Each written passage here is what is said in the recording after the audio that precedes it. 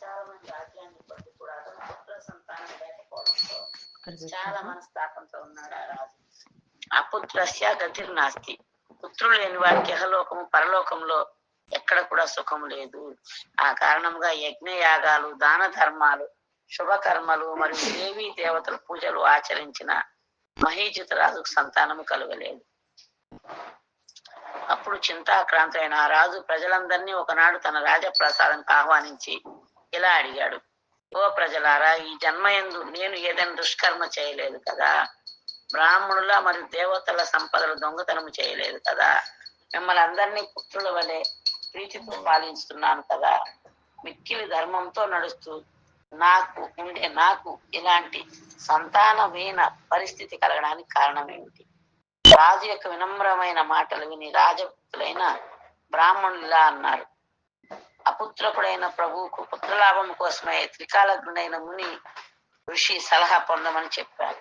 అప్పుడు ఆ రాజుగారు బ్రాహ్మణుల ఉపదేశం ప్రకారం కొన్ని దినాలు రాచకార్యాలు వదులుకొని ఒక వనంలో ప్రవేశించి మహా తేజస్వి, సర్వశాస్త్ర విశారదులు, వేదజ్ఞులు, జితేంద్రియులు, ధర్మతత్వజ్ఞుడు మరియు సృష్టికర్త బ్రహ్మలాగా సుదీర్ఘమైన ఆయుష్ కలిగిన రోమశమునికి నమస్కరించాడు.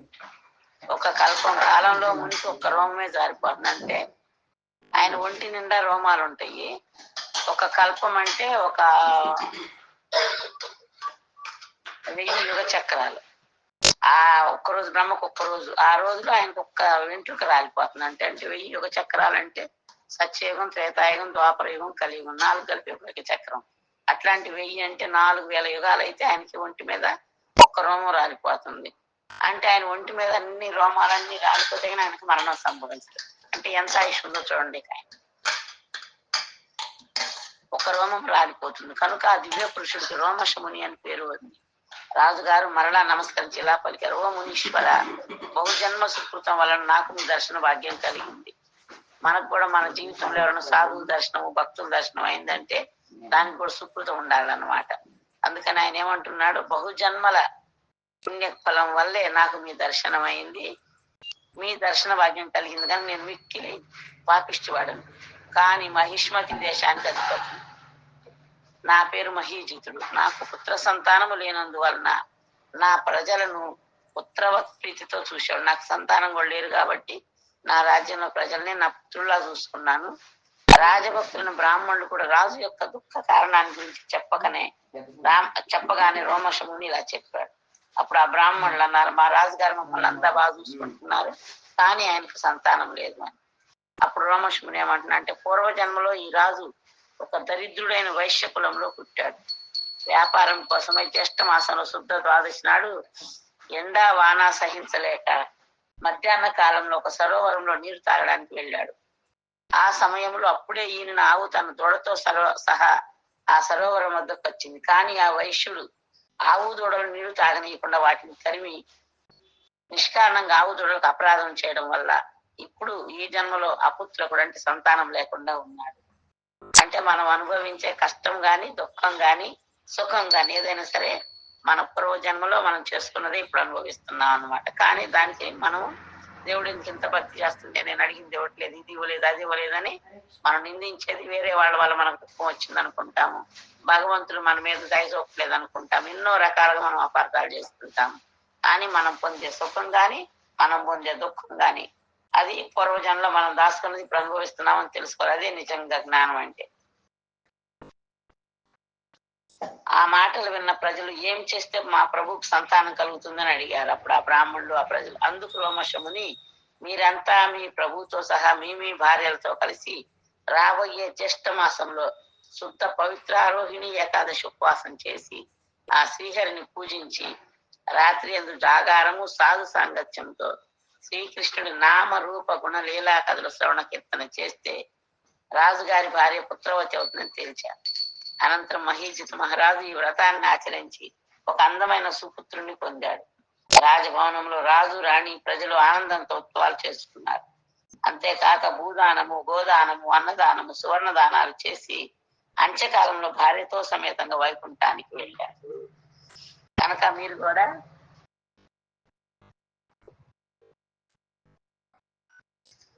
మీరు కూడా ఈ ప్రచారానికి కూడా మనం ఉపయోగించుకోవచ్చు. అలా కొంతమంది. హరే కృష్ణ. ఒక్క నిమిషం, వేరే ఫోన్ వస్తుంది.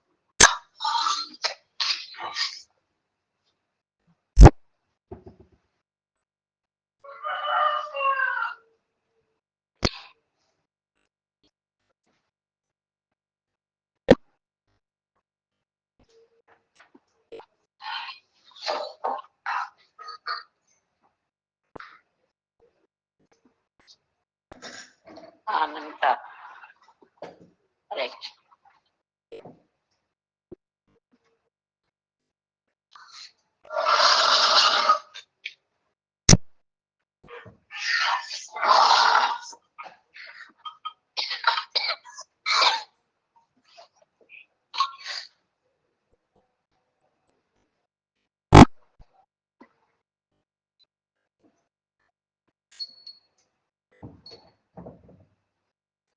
శారద. హరే కృష్ణ. శారద. శారద. శారద. అమ్మ నువ్వు అది గూగుల్ మీట్ క్లాస్ కి రావా? దీంట్లో ఇంకొక వేరే వాళ్ళు చేస్తున్నారు, వాళ్ళ ఫోన్ కలవట్లేదు అందులో. ఇది కట్ చేయి.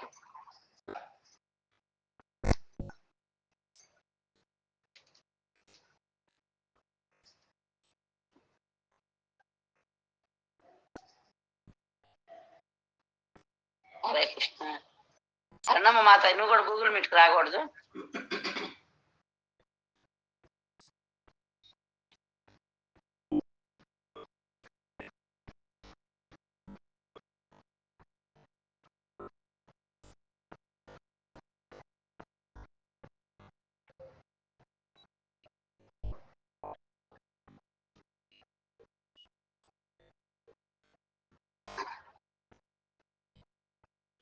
కనుక ఎవరికన్నా సంతానం లేని వారికి కూడా మనం చెప్పడం వల్ల అలా ఉండి సంతానాన్ని పొందిన వాళ్ళు కూడా ఉన్నారు.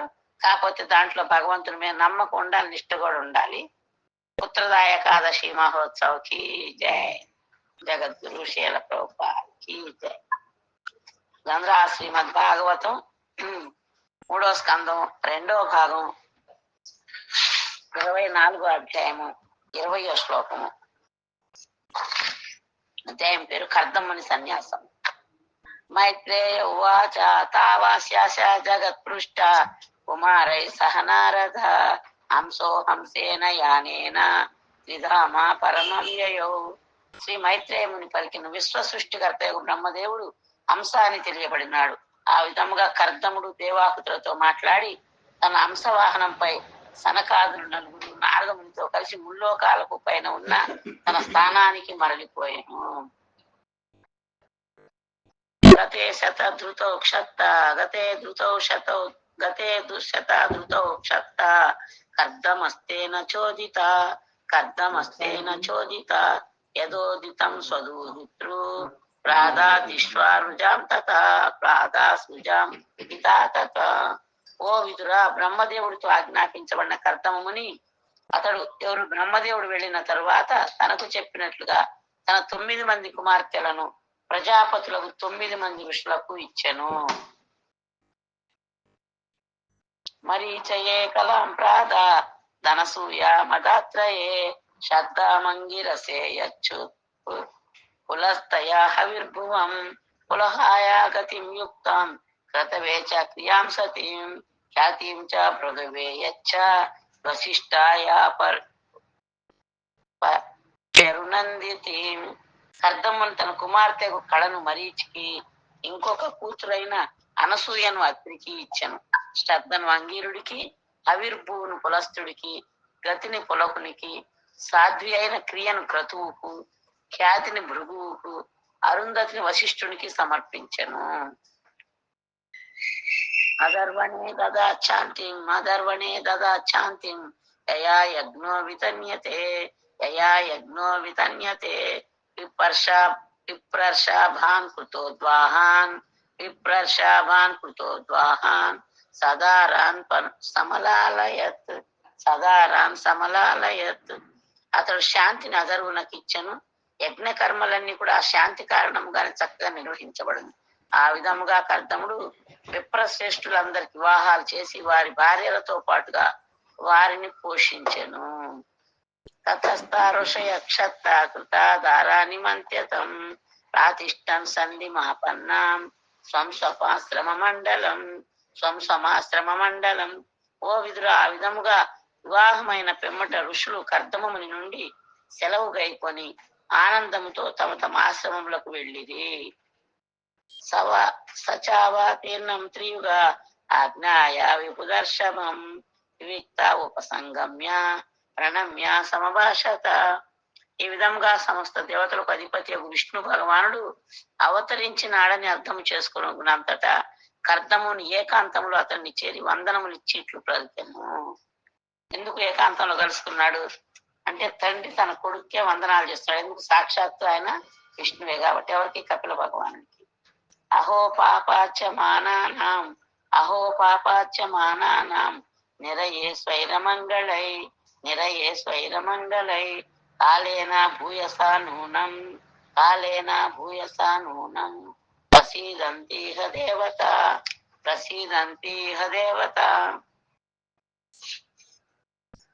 కర్దముడు పలికిన అహో, తమ పాపకర్మల కారణంగా భవబంధంలో చిక్కుకున్న దుఃఖిత జీవులైన ఈ లోకపు దేవతలు చిరకాలము తరువాత ప్రసన్నులైరి కదా.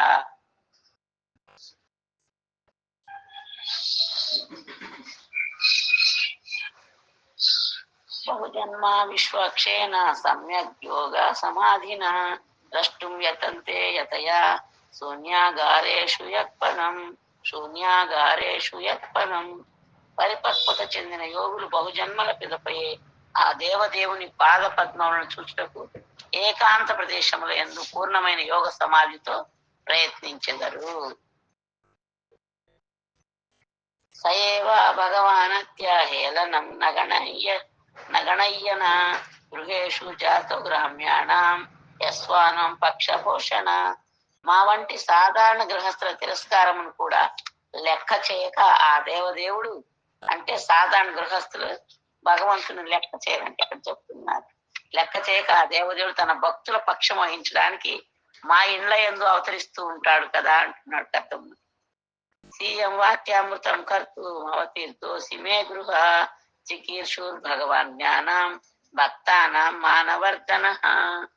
కర్దముడు ఇంకా ఇలా పలికెను, హే ప్రభు, భక్తుల గౌరవాన్ని సదా ఇనుమడింపజేసే నీవు, అంటే భక్తులు కొంచెం భక్తి చేసినా కూడా వాళ్ళకు చాలా గౌరవాన్ని, అందరిలో కూడా చాలా పేరు ప్రతిష్టను కూడా భగవంతుడు ప్రసాదిస్తాడంట.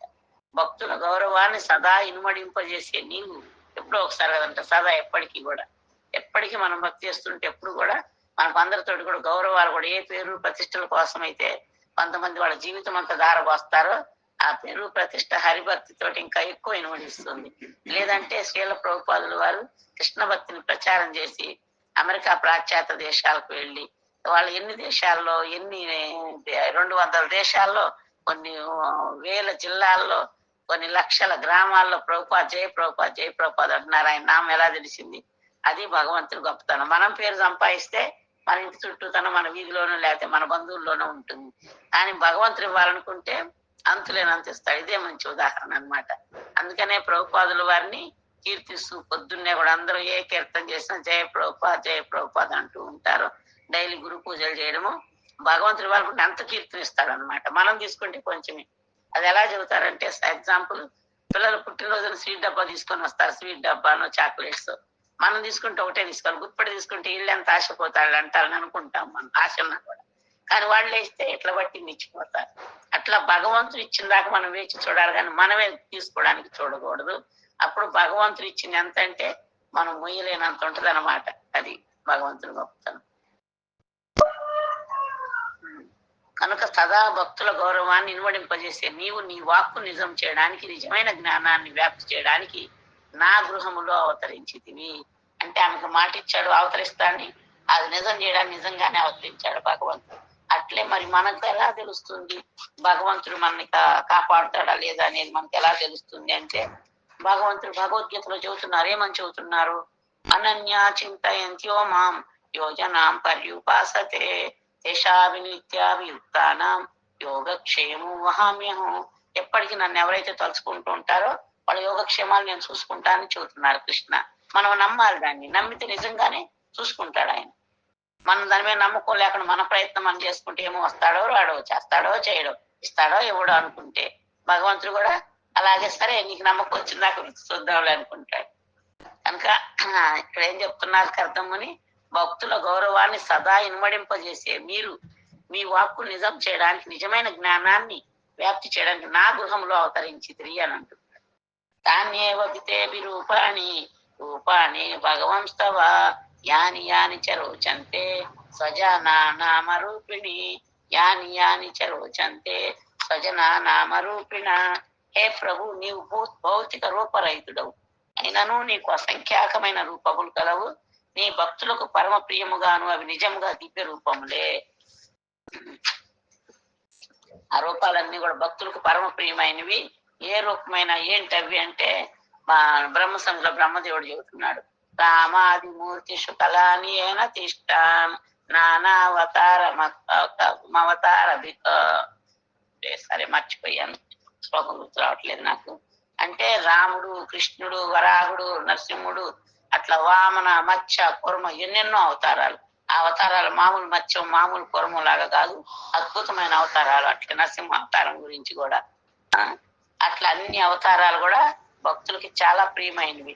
ఆ అవతారాలను ఎప్పుడైతే మనం ఆరాధిస్తామో ఆ అవతారం ఉండే లోకానికే మనం చేరుకుంటాము. అందుకనే చెబుతున్నాడు, మన్మనాభవ మద్భక్తో మధ్యాజీ మాం నమస్కరు, నా భక్తుడవుగా నాకు నమస్కరించు. భగవద్గీత ఇప్పుడు కర్దమ్ముని భార్యకి దేవాహుతికి కర్దమ్మునికి ఎలా వస్తానని చెప్పారో భగవంతుడు బిడ్డగా అలాగే వచ్చారు. అట్లే భగవద్గీతలో ఏదైతే ఆయన వాగ్దానం చేశారో అది ఖచ్చితంగా నెరవేరుస్తారు. ఆ నమ్మకం మనకు ఉండాలి. అలాగాక మనం భగవంతుని నమ్ముకున్నాం, నా ప్రయత్నంలో నేను చేస్తా, గాల్లో దీపం పెడితే అట్లా, ఏమైనా ఇకపోతే ధన్మని నేను కూడా చేతులు ఇస్తే అట్లా అనుకుంటాము. ఎప్పుడైతే నిజంగా ఆయన మీద నమ్మకం పెట్టుకుంటామో మనకన్నీ కూడా ఇవ్వడానికి సిద్ధంగా ఉంటాడు భగవంతుడు. చూస్తున్నాడు, ఓ కౌంతేయ ప్రతిజానికి నమే భక్త నశ్యతి, ఓ కుంతి పుత్ర, నా భక్తులు ఎన్నడూ నశించరని ధైర్యంగా ప్రకటించని చెబుతున్నాడు భగవంతుడు. త్వాం సూరి సత్వబుత్సయాత సదా వివాద గణపాద పీఠం ఐశ్వర్య వైరాగ్య యశోవబోధ వీర్య స్త్రియా పూర్తమహం ప్రపద్యే. ఓ దేవా, నిధి వంటి, నిధి అంటే ఎంత అంటే అంత ధనం, మనకు కావాల్సినంత, అంత మనకు అవసరమైన కూడా ఎక్కువ ఉంటుంది నిధి అంటే. అలా నిధి వంటి మీ పాద పద్మాలు పరతత్వాన్ని ఎరుగ కుతూహలము కలిగిన ఋషులతో సర్వదా వందనార్హంలో ఉన్నవి. అంటే భగవంతుని పాదాలు నిధి లాంటి, మనం ఏం కోరుకుంటే ఇస్తాయి. సంతానం కావాలంటే సంతానం వస్తుంది, ఆస్తి కావాలంటే ఆస్తి వస్తుంది, ఆరోగ్యం కావాలంటే ఆరోగ్యం వస్తుంది. అట్లన్నీ కూడా ఆ పాదాల దగ్గర మనకు దొరుకుతాయి.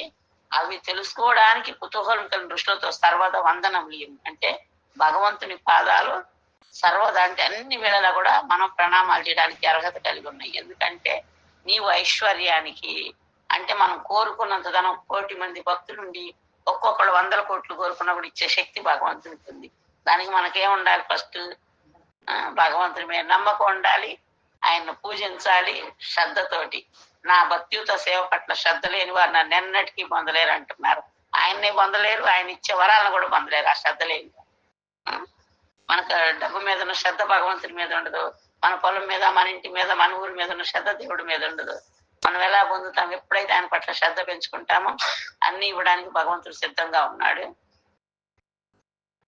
కనుక నీవు ఐశ్వర్యాన్ని, వైరాగ్యాన్ని, దివ్యమైన కీర్తిని, జ్ఞానాన్ని, బలాన్ని, సౌందర్యాన్ని పూర్తిగా కలిగి ఉన్నావు. కనుకనే నీ పాద పద్మాలకు నేను శరణు పొందుతున్నాను అని అంటున్నాడు. ఎవరు? కర్దమముని. భాష్యము శీల ప్రభుపాదుల వారి ద్వారా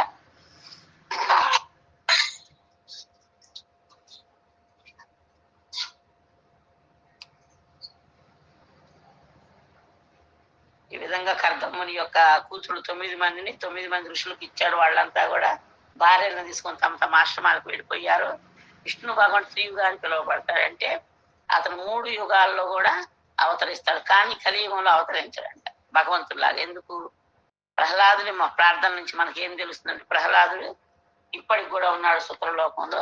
అలా ప్రహ్లాదుడి ప్రార్థన ద్వారా మనకేం తెలుస్తుందంటే భగవంతుడు కలియుగంలో భగవంతుడు లాగా రాడంట, భక్తుడి రూపంలో వస్తాడు. ఆ భక్తుడి రూపంలో వచ్చిన కృష్ణుడే సాక్షాత్తు చైతన్య మహాప్రభువు. ఆయన పుట్టిన ఊరే నవద్వీపం, మాయాపూర్ దగ్గర. కనుక ఆ శ్రీకృష్ణుడే ఒక భక్తుడి రూపంలో అవతరించాను.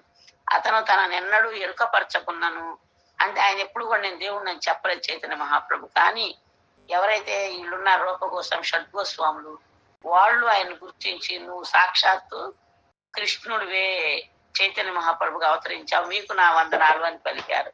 అలా గొప్ప గొప్ప భక్తుల ద్వారా మనం భగవంతుడి గురించి తెలుసుకోవాలి. ప్రహ్లాదుడి ప్రార్థనలో కూడా అది ధృవపరచబడింది. కలియుగంలో భగవానుడు ప్రత్యక్షముగా కాక ఒక భక్తుడిగా అవతరిస్తాడు. కనుకనే విష్ణు భగవాన్ త్రియుగా అని, అంటే 3 యుగాల్లో కూడా అవతరిస్తాడని చెప్పబడింది. దానికి మరొక అర్థం ఏంటంటే 3 జతల దివ్య గుణాలు: శక్తి, సమృద్ధి, ధర్మనిష్ట, ఖ్యాతి, జ్ఞానము, సమబుద్ధి. ఈ 3 రకాల జతలు అన్నమాట కలిగి ఉన్నాడు.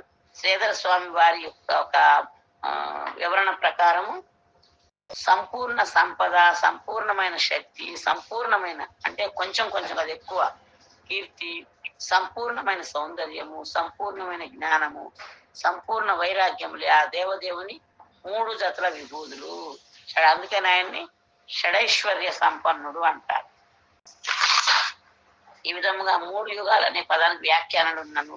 విద్వాంసులంతా అంగీకరించింది ఏమిటంటే త్రియుగ అంటే విష్ణు భగవానుడే. ఎందుకంటే ఆయన తన తనయుడకు కపిలుడుగా సాక్షాత్తు విష్ణువే అని తెలిసిన కర్తమ్ముని అతనికి వందనాలు ఇవ్వాలనుకొని ఉన్నాడు. కనుకనే కపిలుడు ఒంటరిగా ఉన్నప్పుడు అతని వద్దకు వెళ్ళి తన వందనాల్ని చేసి తన మనసు ఇలా మాట్లాడుతున్నాడు. ఎవరో లేనప్పుడు కపిల భగవానుడి దగ్గరికి వెళ్ళి వందనాలు చేసి అప్పుడు మాట్లాడుతున్నాడు కర్తమ్ముని ఏమని, అహో తమ పాపకర్మల కారణంగా భవబంధాల్లో చిక్కుకునే దుఃఖిత జీవుల ఎడ ఈ లోకపు దేవతలు చిరకాలము ప్రసన్నులైతిరి కదా. ఎందుకు దుఃఖాల పాలవుతున్నాం మనం అనుకుంటాము, అయ్యో ఈ నష్టం వచ్చింది, ఆ నష్టం వచ్చింది. కానీ ఇక్కడ ఏం చెప్తున్నారు, ఆ క్లేశాలు వారికి బయట ఎక్కడి నుంచో రావట్లేదంటే ఎక్కడి నుంచి వస్తున్నాయి ఆ కష్టాలు అనేవి? ఈ ప్రపంచమే దుఃఖాలంతో నిండి ఉంది చెబుతున్నాడు భగవంతుడు. మాము పేత్య పునర్జన్మ దుఃఖాలయమ శాశ్వతం, అంటే నన్ను చేరుకున్న దాకా మీరు ఇక్కడ దుఃఖించక తప్పదు అని. బయట ఎక్కడి నుంచో రావట్లే కష్టాలు. పూర్వజన్మలో స్వయంకృతమగు పాపకర్మలు, అంటే స్వయంకృతం అంటే ఎవరికి వాళ్ళు చేసుకున్న పాపకర్మలే ఇప్పుడు కష్టాల రూపంలో మనం అనుభవిస్తున్నాము. మనకు ఒక దుఃఖం వచ్చిందంటే దానికి కారణం ఎవరో కాదు, మనమేనని తెలుసుకోవాలి. బయట ఎక్కడి నుంచి అవి రావటం లేదు. బద్ధజీవులు స్వయంకృతంగా తమ దుఃఖాలను తామే తయారు చేసుకుంటున్నారు. మనం ఇప్పుడు శాస్త్రం వింటున్నాము, మళ్ళీ వచ్చే జన్మ లేకుండా పోయేంత భక్తి మనం చేయటం లేదు, ముక్తి పొందేంత భక్తి. మరి వచ్చే జన్మలో కష్టపడకుండా సుఖంగా ఉండాలంటే ఏం చేయాలి? పరతత్వం యొక్క పాదాలను ఆశ్రయించాలి శాస్త్రాలు చెప్తున్నాయి. ఆశ్రయించుకుని ఎప్పుడైతే మనం ఉంటామో ఖచ్చితంగా వచ్చే జన్మ ఇంకా మంచిగా వస్తుంది. ఈ జన్మలో ఉన్న కష్టాలు కూడా ఇంకా సీరియస్ గా కనుక శ్రద్ధతోటి భక్తి చేస్తే చెబుతున్నాడు భగవంతుడు, తేషాం సతత యుక్తానాం భజతాం ప్రీతిపూర్వకం దదామి బుద్ధియుగం ఏనా తేనా మముపయాంతి తే. అంటే ఎవరైతే ప్రీతితోటి నాకు సేవ చేస్తారో వాళ్ళు ఈ కష్టాల నుంచి బయటపడే అంటారు. ప్రీతితో సేవ చేసి నా తన దగ్గర చేరుకునే బుద్ధిని ఇస్తానంటున్నారు. అంటే ఈ కష్టాలు ఉండేది భౌతిక ప్రపంచంలో, అది లేని చోట ఎక్కడుంది? భగవంతుడి లోకం. ఆ లోకానికి వెళ్ళాలంటే ప్రేమతో భగవంతునికి సేవ చేయాలి, అదే పరిష్కారంగా చెప్తున్నారు. అట్లే మనకి మరి కష్టాలు వస్తున్నాయి అని మనం బాధపడతాము, అవి స్వయంకృతంగా మనం తయారు చేసుకుని ముందు జన్మలు ఇప్పుడు అనుభవిస్తున్నాం. వాటికి ఏం చెప్తారంటే అడవిలో ఒక్కోసారి వెదురు పొదలు అంటుకుంటే అడవి అంతా కాలిపోతా ఉంటది. శేషాచలం కొండల్లో కూడా చూస్తా ఉంటాం కదా మనం. అవి ఎందుకు కాలుతాయి? అక్కడ ఎవరు అగ్గిపుల్లలు గీసి పెట్రోల్ పోసి అంటిస్తారా? అలా ఏమంటించరు.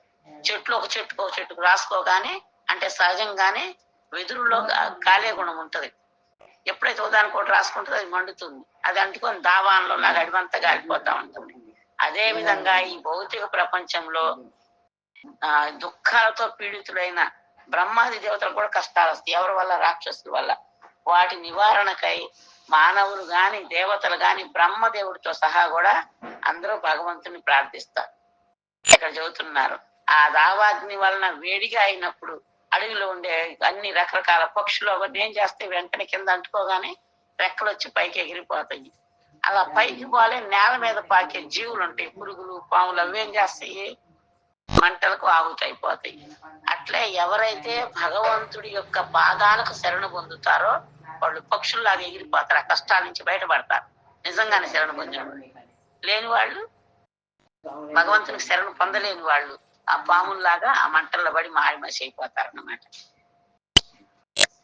ఇక్కడ చెప్తున్నారు చూడండి, బద్ధ జీవులు అనుభవించే కష్టాల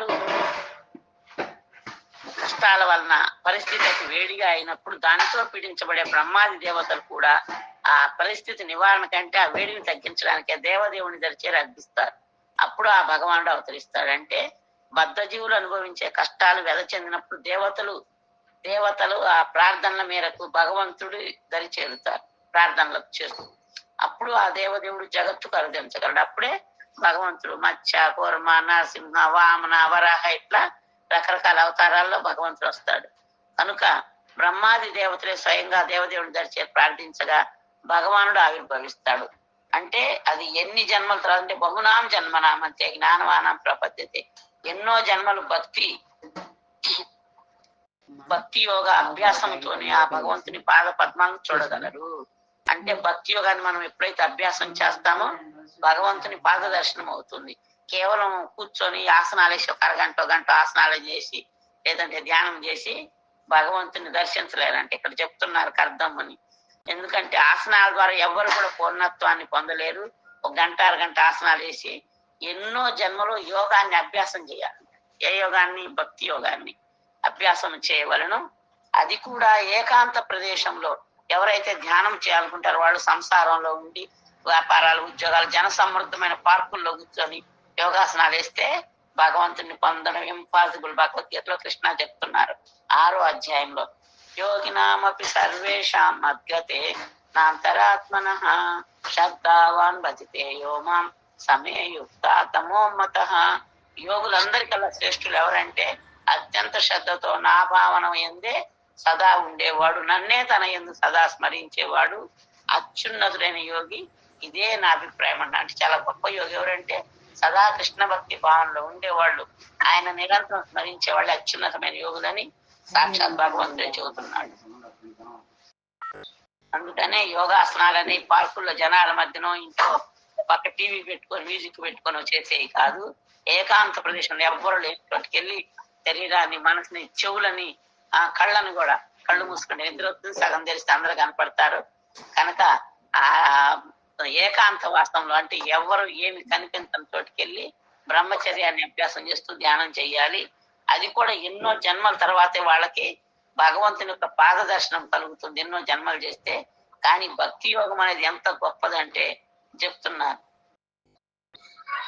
పూర్ణ పురుషోత్తం భగవానుడి ఎడ భక్తులు అమిత అనురాగాన్ని కలిగి ఉంటారు. ఏకాంతత్వంలో ఎన్నో జన్మలు యోగాభ్యాసం చేసిన వారికి దర్శనం ఇవ్వకున్నాను ఆ భగవానుడు ఎటువంటి భౌతిక అభ్యాసము లేకున్నా భక్తి యోగములో ఉండే భక్తులు అంటే గృహస్థుల ఇంట్లో ఆవిర్భవించడానికి కూడా అంగీకరిస్తాడు. మన ఇంట్లో పూజలు ప్లేట్లు ఇస్తున్నాడు, మనం పెట్టే నైవేద్యాన్ని తింటున్నాడు కృష్ణ అంటే అది ఎన్నో జన్మలో మనం చేసుకున్న యోగా వల్ల కాదు. దేనివల్ల? భక్తి యోగం. ఒక్క జన్మలోనే చాలు మనం శ్రద్ధ పెట్టి చేస్తే కనుక మన సేవను స్వీకరించడానికి వస్తాడు. ఎన్నో జన్మలు యోగా అభ్యాసం చేసిన వారికి దర్శనం ఇవ్వకున్నా సరే ఆ భగవానుడు ఎటువంటి భౌతిక అభ్యాసము లేకున్నా భక్తి యోగంలో ఉన్న భక్తుల గృహస్థుల ఇంట్లో ఆవిర్భవించడానికి అంగీకరిస్తాడు. ఈ భక్తి యోగం ఎంత గొప్పది అంటే చాలా సులభమైనది కూడా. అంటే గొప్పది, సులభమైంది. అంటే ఆ భక్తులు భగవంతుని తన కుటుంబ సభ్యుడిగా భావిస్తారు. అందుకనే ఉండి కుటుంబ సభ్యుడిగా భావించేదే భక్తి యోగం. ఎందుకంటే మనం వంట చేస్తాము, దేవుడికి భోగా పెడతాము, ఆయన తింటాడు, మనం కూడా తింటూ ఉంటాము. ఆయనకి ఏదన్నా కూడా పూజా మందిరం కాడికి వెళ్ళి వేడుకుంటాము, విన్నవించుకుంటాము. మనకేమన్నా ఇబ్బందులు వచ్చినప్పుడు అయ్యో తండ్రి ఎందుకు ఇలా అవుతుంది, మేమేం పాపం చేస్తున్నాము కదా, ఇది కట్టుకునే శక్తిని ఇవ్వండి. ఎందుకంటే మా కర్మని ఇందా చెప్పా కదా, మనం చేసుకున్న కర్మల్ని ఇప్పుడు కష్టాల రూపంలో అనుభవిస్తున్నాము. అవి తొలగాలంటే ఏం కావాలి? మనకు భగవంతుని అనుగ్రహం కావాలి. దానికోసం భగవంతుని ప్రార్థిస్తాము. ఈ విధంగా భక్తులు ఎప్పుడు కూడా భగవంతునితో అత్యంత సన్నిహితమైన సంబంధాన్ని కలిగి ఉంటారు, తమ కుటుంబసభ్యుడిగా భావిస్తారు. కర్తమ్మని కూడా అట్టి అనుభవాన్ని పొందాడు. ఏమంటున్నాడు కర్తమ్మని?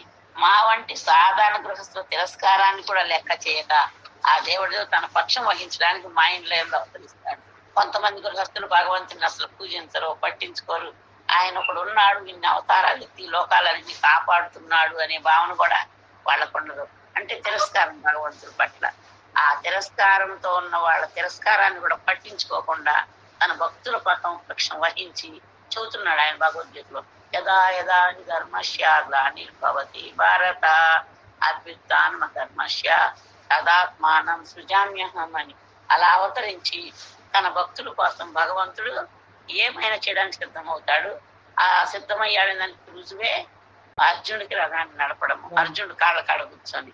అది భగవంతుని యొక్క తన భక్తుల మీద ఉండే కృప కటాక్షణాలు, ఆయన ప్రేమ అన్నమాట. అట్లే భక్తులు కూడా ఎప్పుడు కూడా భగవంతుడికి ఏదో చేయడానికి సిద్ధంగా ఉంటారు. భగవంతుడు కూడా నా భక్తులు నేనేం చేయాలని ఆయన కూడా సిద్ధంగా ఉంటాడు. అది వాళ్ళిద్దరి మధ్య ఉండే మాధుర్యమైన సంబంధం అన్నమాట.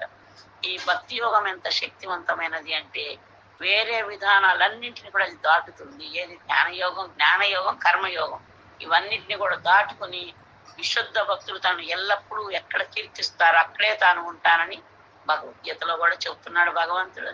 అట్లే విష్ణు పురాణంలో కూడా చెబుతున్నారు. నాహం తిష్టామి వైకుంఠ, ఓ నారదా నేను వైకుంఠంలో ఉండను, అక్కడ ఉండను, ఇక్కడ ఉండను, ఎక్కడైతే నా విశుద్ధ భక్తులు నన్ను సదా కీర్తిస్తూ అంటే తన గురించి మాట్లాడుతూ ఉంటారు అక్కడే నేను కొలువై ఉంటానంటున్నాడు భగవంతుడు. అందుకే ఆ దేవదేవుడు భక్త వత్సలుడు అని పిలువబడినాడు. ఏమంటారు? భక్త వత్సలుడు. భక్త వత్సలుడు అంటే తన భక్తుల పట్ల చాలా వాత్సల్యం అంటే ప్రేమ కలిగిన వాడు. ఇంకెక్కడ ఏం చెప్తున్నాను చూడండి. అందుకే ఆ దేవదేవుడు భక్త వత్సలుడు అని పిలువబడినాడు. జ్ఞానవత్సలుడు, ధ్యానవత్సలుడు, యోగ వత్సలుడు అని ఎక్కడ కూడా పిలువబడలేదు. అంటే భక్తుల పట్ల మాత్రమే వాత్సల్యం ప్రేమ కలిగి ఉంటాడంట. మిగతా అందరూ కూడా ఇస్తాడు. వాళ్ళ ఊపిరి పీల్చుకునే అవకాశం, తినే అవకాశం, తిని అరిగించుకునే అవకాశం, అన్ని సౌకర్యాలు ఇస్తాడు. తల్లిదండ్రి తమకి సంతానం 4 లేక ఒక 6 ఒకప్పుడు 10 మంది ఉంటే అందరికీ సమానంగా ఆస్తి పంచి చెప్పిస్తారు, అన్నము పెడతారు, అందరిని చదివిస్తారు, పెంచుకుంటారు, అందరికి పెళ్లిళ్ళు చేస్తారు. కానీ ఎవరైతే తమ పట్ల అమితమైన ప్రేమ కలిగి ఉంటారో వాళ్ళతో ఉంటారో, ప్రేమ లేని కొడుకుల దగ్గర ఉంటారు లాస్ట్ ముసలాళ్ళు అయినాక. అదే విధంగా ఆ భక్త వత్సలుడు జ్ఞానవత్సలుడు, ధ్యానవత్సలుడు, యోగ వత్సలుడు అని పిలువబడలేదు. ఇతర మార్గాలలోని భక్తుల ఇతర మార్గాలన్నింటికన్నా అంటే ధ్యాన యోగం, జ్ఞాన యోగం, కర్మయోగం ఆ మార్గాలన్నింటికన్నా భక్తి యోగం వైపు అతను మొగ్గు చూపు ఉండడమే అందులో కారణము. ఎటు మొగ్గు చూపుతాడు భగవంతుడు? భక్తి యోగం వైపు. ఆ భక్తి యోగంలో ఎవరైతే ఉంటారో వాళ్ళు భగవంతుణ్ణి ఆకర్షించగలుగుతారు. ఆ భక్తి యోగం ద్వారానే మనిషి నన్ను తెలుసుకోగలడని భగవద్గీతలో చెబుతున్నారు. భక్త్యామామ విజానాతి అనే శ్లోకంలో కేవలం భక్తి యోగం ద్వారా మనిషి ఆయన్ని తెలుసుకోగలరు. ఈ అవగాహన ఒక్కటే నిజమైంది. ఎందుకంటే జ్ఞానులు, మానసిక కల్పనాపరులు కేవలం భగవంతుని యొక్క దేహకాంతిని వెలుగుని అనుభూతం అనర్చుకున్నాను. యోగులు కేవలం అతని పాక్షిక ప్రాతిపత్యాన్ని అనుభూతం చేసుకుంటారు. భక్తులు మాత్రం ఆ దేవదేవుని యథాతంగా అనుభూతం చేసుకోవడమే కాక అతనితో ముఖాముఖి సాంగత్యాన్ని కూడా పొందుతాడు.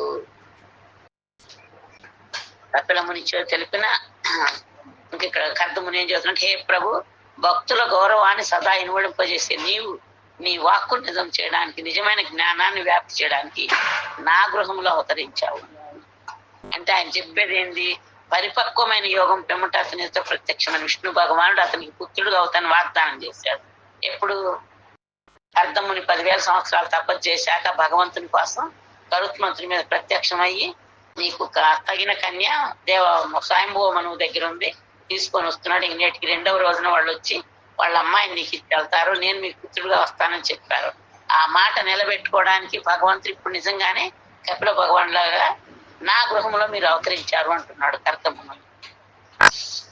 కనుక ఆ దేవదేవుని అవతారము మరి యొక్క ప్రయోజనము జ్ఞానాన్ని వ్యాప్తి చేయటం. ఇంకోటి ఏంటి? వాళ్ళకి మెచ్చిన మాట తప్పకుండా రావడము. రెండో ప్రయోజనం ఏంటి? ఆ ప్రపంచంలో భగవంతుని గురించిన జ్ఞానాన్ని వ్యాప్తి చేయడము. వ్యాసదేవుడు కూడా ఎందుకు అవతరించారు? వ్యాసదేవుడు కూడా ఈ శాస్త్ర జ్ఞానాన్ని 10 మందికి తెలియజేయడానికి, అవి గ్రంథాల రూపంలో రాయడానికే వ్యాసదేవుడు కూడా అవతరించారు. అట్లే కపిల భగవానుడేమో తన ఉపదేశాల ద్వారా జ్ఞానాన్ని ఇవ్వడానికి వచ్చారు. ఆ ఉపదేశాలు మనకు వచ్చే అధ్యాయం నుంచి మొదలవుతాయి. కనుక కపిల మునితో తెలిపిన సాంఖ్య తత్వాన్ని మనిషికి భక్తి యోగంలో స్థిరముగా నెలకొల్పే ఉద్దేశించబడింది. కపిల ముని చెప్పిన సాంఖ్య యోగం కూడా అంటే మన భక్తి యోగంలో ఎలా స్థిరంగా నిలబెట్టాలో అది నేర్పుతుందంట మనకి. శ్రీకృష్ణ భగవానుడికి శరణు పొంది భక్తి యోగంలో లేనుకోవడమే నిజమైన జ్ఞానము, నిజమైన ముక్తి అయి ఉన్నవి. కనుక వాటి కోసం మనం ప్రయత్నించాలి. కానీ మనం భక్తి మార్గంలో ఉంటూ కూడా మనం ఏదైతే శాశ్వతంగా అనుభవించలేము, దేన్నైతే ఇక్కడ వదిలేసి వెళ్తాము, దానికోసం మనం తాపత్రయపడుతున్నాము.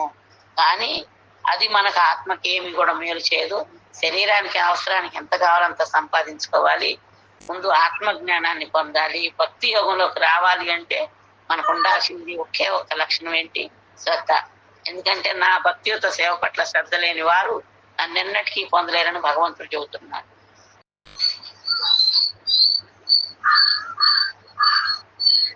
ఇక్కడ చెప్తున్నారు, శ్రీకృష్ణ భగవాడు అద్వితీయుడైనను అనంత రూపాలు కలిగిన వాడని బ్రహ్మ సంహితలో చెప్పబడింది.